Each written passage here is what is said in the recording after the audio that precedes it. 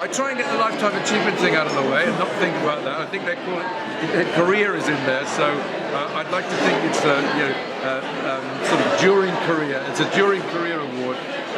Listen, it's always amazing in our business that you get recognition at times for what you do, which is an amazing thing when.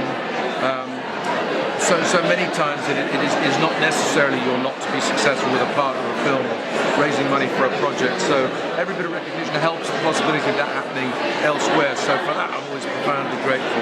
But I say thank you and I'm very happy, but I don't try and get into too much misty-eyed reflection. Because when I do, I'm always amazed how long I've been around. So, but I'm grateful, but I'm basically a present and future kind of guy.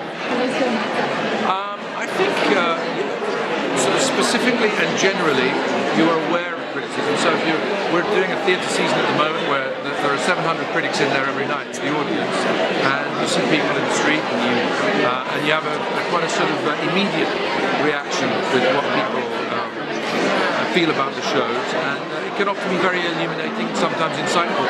The danger is when people say something so specific that it becomes a sort of brain worm, that you can't get out of your head. Whether good or bad, sometimes when they've told you've been kind enough to say something nice, you get fixed and you sabotage that moment. Or if they tell you something appalling, then it's sometimes very hard to shift. But it's often very, very illuminating, and I've certainly had a lot of helpful kicks along the way. Some bad reviews have been as helpful to me sometimes as good ones. Well, I think it's important that in the work that's done, you just feel the liveness of Shakespeare, that in performance and in the way people engage with it, that it's something that produces fun and stimulus, and that can be important. Our season at the Garrick starts with our second play.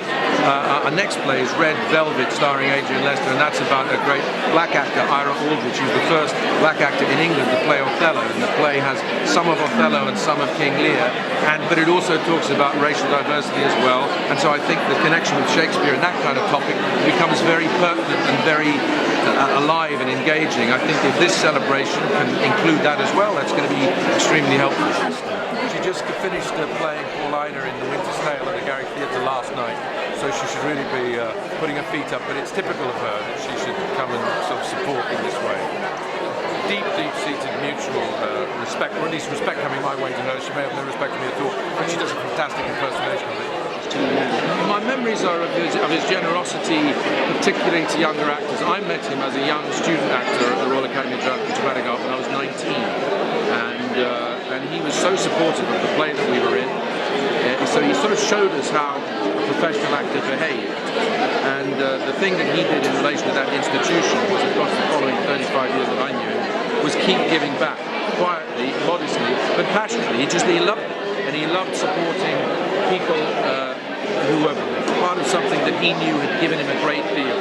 He was very, very aware of his good fortune, although in some senses he waited a little longer than you might imagine for the great success that he had. He was generous in the way that he gave back, and consistent in the way that he gave back, and was always put people at their ease. When I went on the Harry Potter set for my first day, it was his second movie, and this is typical of him. He's very,